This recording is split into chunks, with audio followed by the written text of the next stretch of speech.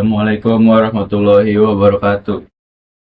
Perkenalkan, nama saya Novel Maulid Hadi dari Prodi Informatika dengan NIM 415250100053. Ingin menjawab soal-soal ujian tengah semester mata kuliah Fundamental Struktur Data dan Algoritma.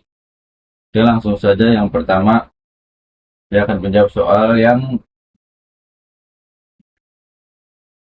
pertama, yaitu memilih konsep struktur data beserta alasannya. Jadi di sini di manajemen stok gudang itu ada beberapa struktur data yang dipakai supaya pengolahan data barang tersebut teratur. Yang pertama yang kita pakai yaitu adalah struct. Nah, struktur data ini dipakai buat nyimpen data barang seperti kode barang, nama barang, dan jumlah stok. Jadi setiap barang punya data masing-masing yang tersimpan di dalam sistem.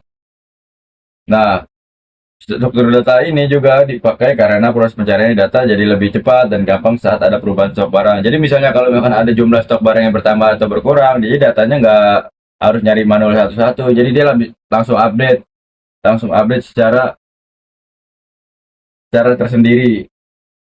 Nah, selanjutnya konsep struktur data yang kita pakai juga ada QE, yaitu bisa dibilang juga antrian.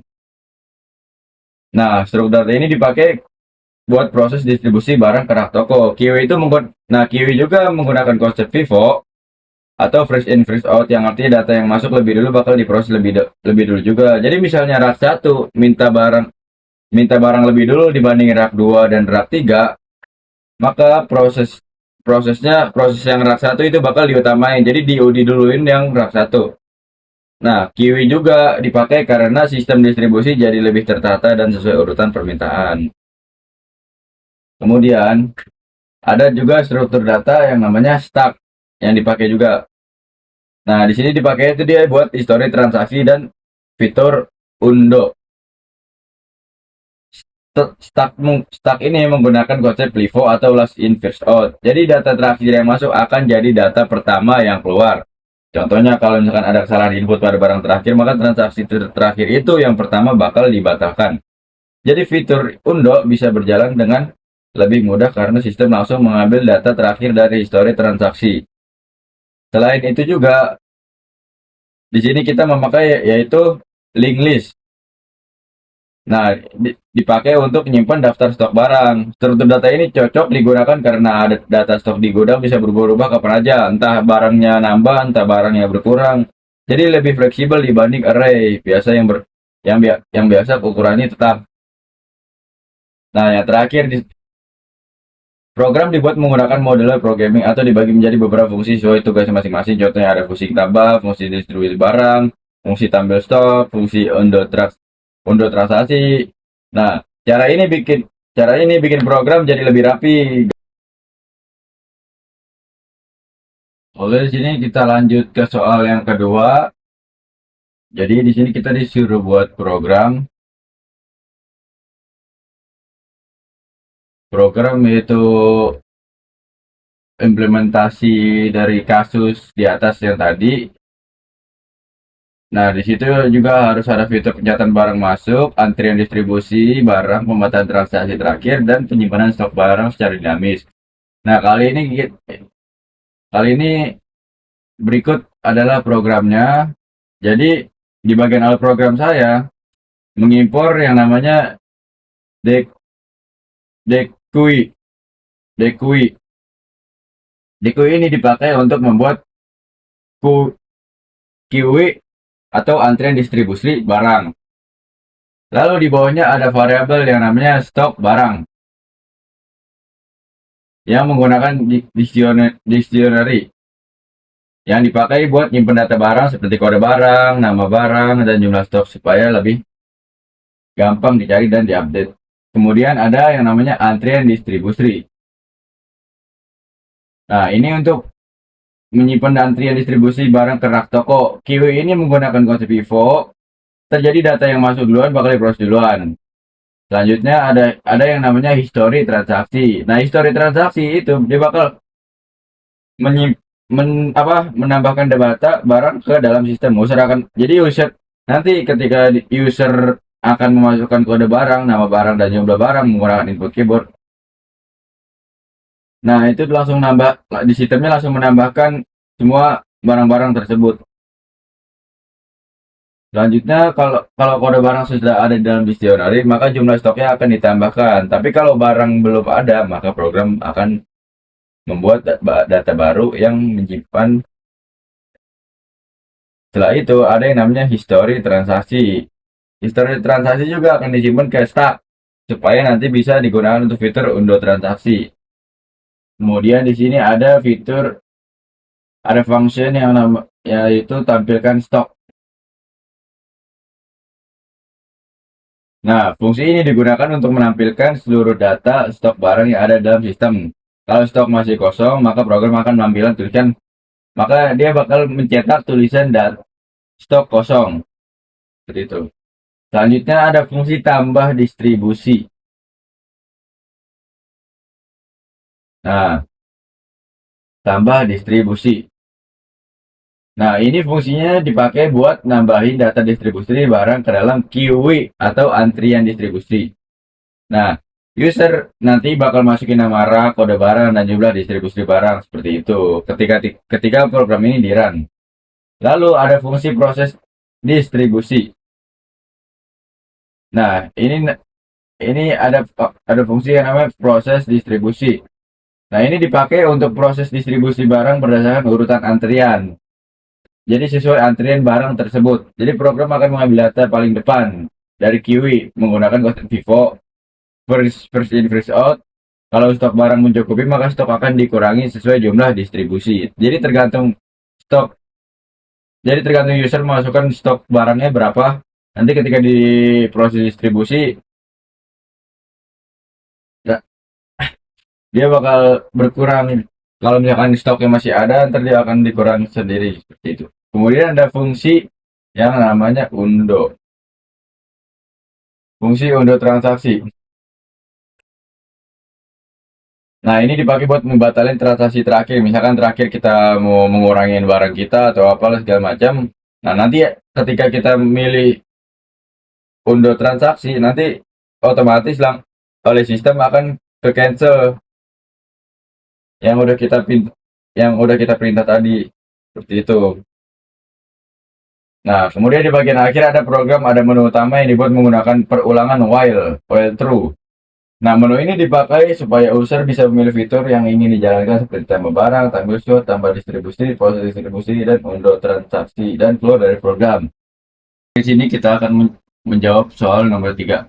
Pertama kita run dulu. Kita pilih nomor 1. Kita tambah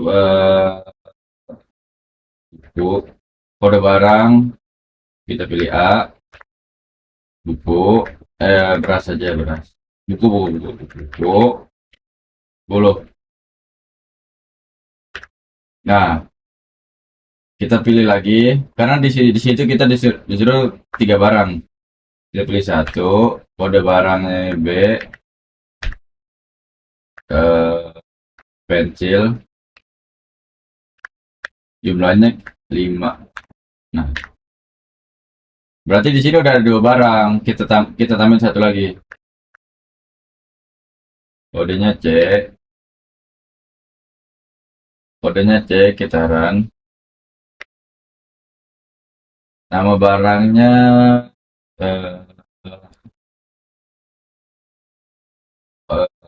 penggaris. Barangnya 8.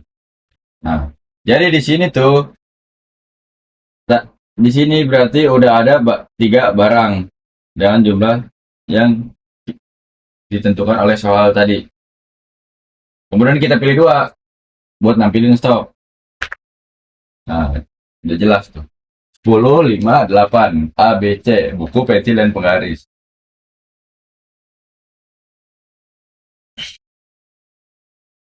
Nah, kemudian kita pilih yang nomor 3. Kita pilih rak 1. Kode barang kita pilih A. Dan itu kita pilih 5. Nah, di bagian ini saya udah menambahkan distribusi barang A ke dalam rak 1 sebanyak 5 unit. Kemudian kita pilih 4. Nah, ketika kita pilih 4 berarti otomatis 5 barang udah didistribusikan ke dalam rak 1.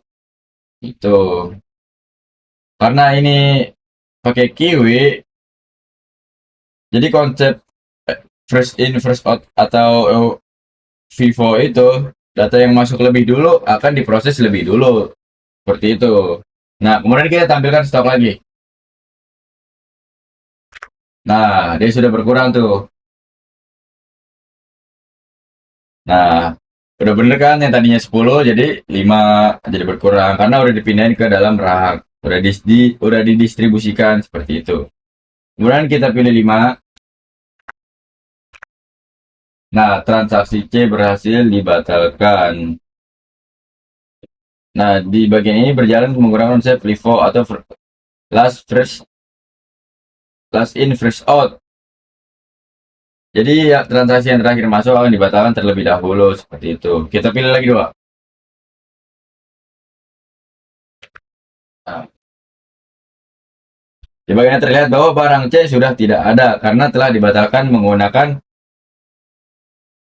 fitur undo transaksi seperti itu. Nah, sebagai penutup, kita di sini menurut saya pribadi, Kiwi dan Stack pada program ini membuat proses distribusi barang dan pengelolaannya menjadi lebih teratur dan lebih mudah dipahami. Jadi tidak ribet juga. Jadi karena pakai Kiwi ini juga lebih bagus. Jadi ada fitur antar. Jadi kita kalau minta langsung diproses yang lebih dulu, di sini saya akan menjawab soal yang nomor 4. Itu jelaskan bagaimana kombinasi Stack, Kiwi, Linglist dalam membentuk sistem yang efisien, bandingkan dan juga yang kedua bandingkan penggunaan array dan Linglist dalam sistem gudang skala besar. Sini saya akan menjawab. Kiwi membantu proses distribusi barang supaya berjalan sesuai urutan permintaan. Jadi barang yang masuk lebih dulu akan diproses lebih dulu, sehingga proses distribusi juga lebih rapi dan tidak saling bertabrakan. Kemudian Stack itu membantu saat terjadi kesalahan input, karena transaksi terakhir bisa langsung dibatalkan menggunakan fitur undo. Menurut aku ini penting supaya pengelolaan data lebih aman dan lebih mudah diperbaiki kalau terjadi kesalahan. Sedangkan Linglist membantu pengelolaan stok barang yang datanya sering berubah-ubah. Karena stok di gudang bisa terus bertambah dan berkurang, Linglist lebih fleksibel digunakan untuk penambahan dan penghapusan data. Nah, selanjutnya kombinasi ketiga struktur data tersebut membuat sistem gudang bekerja lebih cepat, lebih terstruktur, dan lebih mudah digunakan. Kemudian untuk perbandingan array dan Linglist, menurut di sini array lebih cocok digunakan kalau jumlah data sudah tetap karena proses akses datanya lebih cepat.